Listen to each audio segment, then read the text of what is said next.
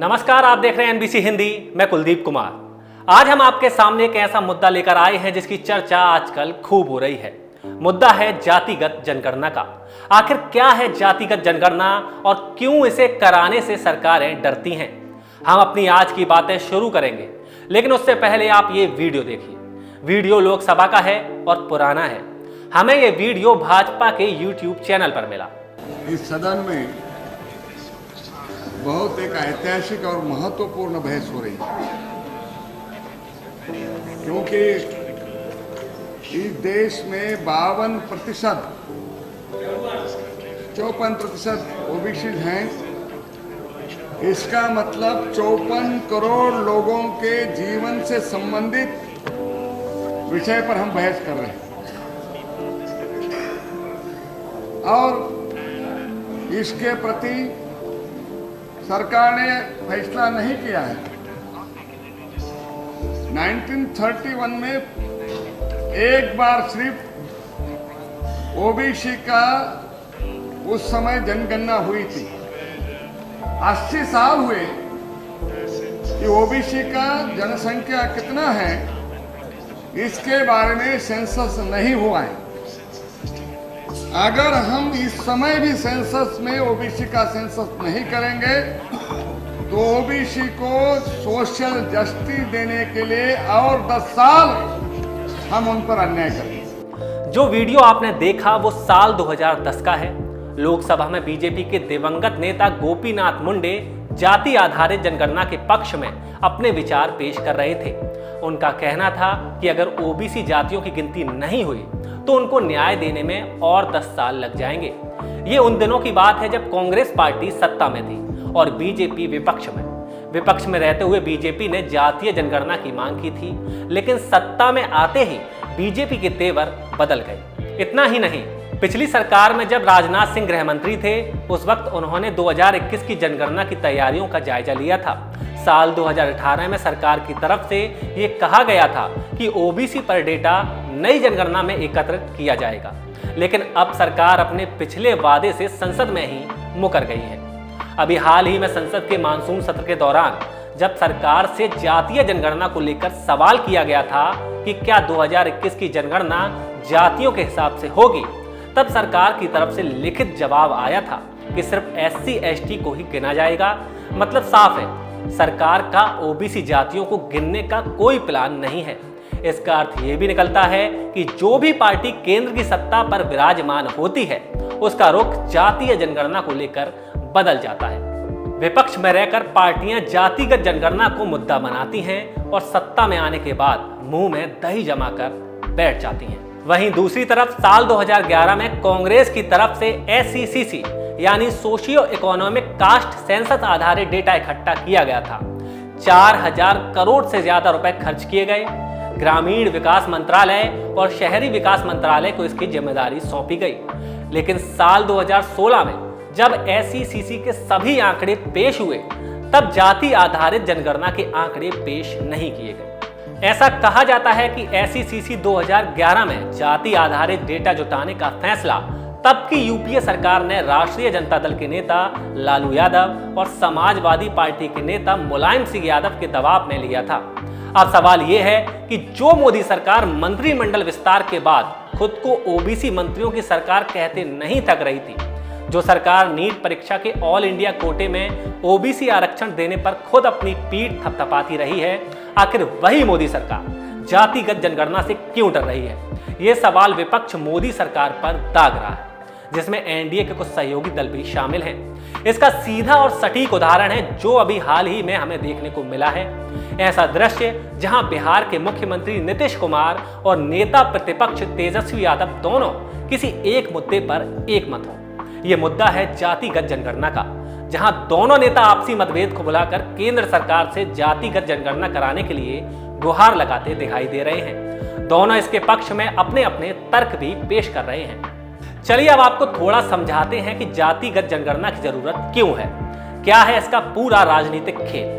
शुरुआत करते हैं इसके जातीय जनगणना और ओबीसी पॉलिटिक्स के बैकग्राउंड से। अंग्रेजों के शासनकाल में भारत में जातियों के हिसाब से लोगों को गिना जाता था। आखिरी बार 1931 में जाति आधारित जनगणना हुई। 1941 में भी जातीय जनगणना हुई, लेकिन आंकड़े पब्लिश नहीं किए गए। वहीं साल 1951 से 2011 तक की जनगणना में हर बार अनुसूचित जाति और अनुसूचित जनजाति का डेटा प्रकाशित किया गया, लेकिन ओबीसी और दूसरी जातियों का नहीं। जब आजादी के बाद पिछड़े वर्ग की तरफ से आरक्षण की मांग उठने लगी थी, तब नेहरू सरकार के सामने समस्या यह थी कि पिछड़े वर्ग की परिभाषा क्या हो और कैसे इसका उत्थान हो। इसके लिए तब प्रधानमंत्री पंडित जवाहरलाल नेहरू की सरकार ने 1953 में काका कालेलकर आयोग बनाया। इस आयोग ने पिछड़े वर्ग का हिसाब लगाया, जिसकी बुनियाद थी 1931 की जनगणना। लेकिन कालेलकर आयोग के सदस्यों में इस बात पर सहमति नहीं बनी कि पिछड़ेपन का आधार जातिगत होना चाहिए या आर्थिक। नतीजा यह हुआ कि यह मुद्दा इतिहास के पन्नों में दब कर रह गया। इसके बाद पिछड़ों को लेकर कोई नीतिगत बदलाव इस आयोग के बाद नहीं हुए। अब आपको लेकर चलते हैं 1978 में, जब मोरारजी देसाई की जनता पार्टी सरकार ने बीपी मंडल की अध्यक्षता में एक पिछड़ा वर्ग आयोग बनाया। दिसंबर 1980 में जब तक मंडल आयोग ने अपनी रिपोर्ट दी, तब तक जनता पार्टी का सत्ता से पलायन हो चुका था। मंडल आयोग ने भी 1931 की जनगणना के आधार पर ज्यादा पिछड़ी जातियों की पहचान की थी। इसमें पिछड़े वर्ग की हिस्सेदारी 52% मानी गई। आयोग की तरफ से यह सिफारिश की गई कि सरकारी नौकरियों और शिक्षण संस्थानों में 27% आरक्षण पिछड़ी जातियों को मिले, लेकिन इस पर 9 साल तक कोई कदम नहीं उठाया गया। फिर आई 1990 में वीपी सिंह की सरकार, जब मंडल आयोग की एक सिफारिश को लागू कर दिया गया। यह सिफारिश अन्य पिछड़ा वर्ग के उम्मीदवारों को सरकारी नौकरियों में सभी स्तर पर 27% आरक्षण देने को लेकर थी, और उस समय इसको लेकर खूब बवाल हुआ और पूरे देश में प्रदर्शन हुए थे। इसके बाद जब मामला कोर्ट में गया, तब सुप्रीम कोर्ट ने भी आरक्षण के मुद्दे पर अपनी मोहर लगाते हुए अधिकतम लिमिट 50% तय कर दी, जिसे 1992 का इंदिरा साहनी का ऐतिहासिक जजमेंट करार दिया गया। फिर साल 2006 में तब के मानव संसाधन विकास मंत्री अर्जुन सिंह ने मंडल पार्ट 2 की शुरुआत की, जिसमें सरकारी नौकरियों की तरह सरकारी शिक्षण संस्थानों मसलन university, IIT, IIM, medical college में भी पिछड़े वर्गों को आरक्षण दिया जाए। सरकार के अड़े रहने के बाद भी ये लागू हुआ था। इसके बाद 2010 में जाति आधारित जनगणना की मांग उठी। इस मांग को उठाने वालों में लालू यादव, शरद यादव, मुलायम सिंह यादव और गोपीनाथ मुंडे जैसे ओबीसी नेताओं का नाम शामिल जरूर था, लेकिन कांग्रेस इसके पक्ष में नहीं थी। मार्च 2011 में उस वक्त के गृह मंत्री पी चिदम्बरम ने लोकसभा में कहा था कि जनगणना में जाति का प्रावधान लाने से यह प्रक्रिया जटिल हो सकती है, और जो लोग जनगणना का काम करते हैं, खास तौर पर प्राइमरी स्कूल शिक्षक, उनके पास इस तरह के जातिगत जनगणना कराने का अनुभव या ट्रेनिंग भी नहीं है। लेकिन लालू यादव जैसे कांग्रेस के सहयोगियों के दबाव में मनमोहन सरकार को जाति जनगणना पर विचार करना पड़ा। 2011 में प्रणब मुखर्जी की अगुवाई में एक कमेटी बनाई गई, जिसने जाति जनगणना के पक्ष में सुझाव दिया, और इसका नाम दिया गया SECC, यानी सोशियो इकोनॉमिक कास्ट सेंसस, जिसका जिक्र अभी हमने वीडियो की शुरुआत में किया था। यूपीए सरकार के जाने के बाद केंद्र में मोदी सरकार आई। सरकार के आने के बाद जाति जनगणना को लेकर फिर सुगबुगाहट तेज हुई, और इसके लिए एक एक्सपर्ट ग्रुप बनाया गया। लेकिन अभी तक ये जानकारी सामने नहीं आई है कि सरकार की तरफ से इसकी रिपोर्ट दी गई है या नहीं। हालांकि यह मुद्दा इस वजह से भी ठंडा नहीं पड़ता है क्योंकि क्षेत्रीय पार्टियां हमेशा चिंगारी को हवा दे देती हैं। खासकर यूपी और बिहार की पार्टियां आजकल विपक्ष की हर पार्टी रट्टू तोते की तरह जाति जनगणना का राग अलाप रही है।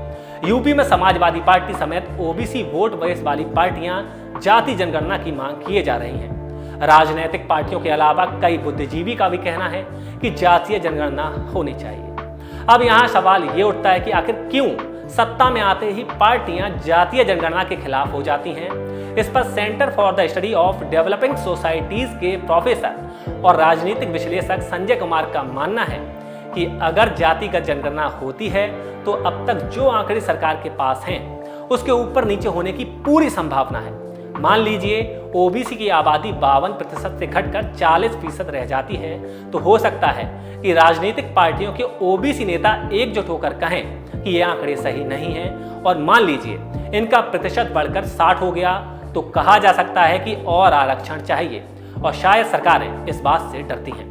आदिवासियों और दलितों के आकलन में फेरबदल नहीं हो सकता है क्योंकि इन जातियों को हर जनगणना में गिना जाता है। जातिगत जनगणना में प्रतिशत बढ़ने की आशंका अपर कास्ट और ओबीसी में ही है। प्रोफेसर संजय कुमार का यह भी कहना है कि अभी जिस प्रकार से मोदी सरकार का झुकाव ओबीसी की तरफ हुआ है, उसको देखकर ऐसा ही लगता है कि आने वाले समय में केंद्र सरकार जातिगत जनगणना की पहल कर सकती है।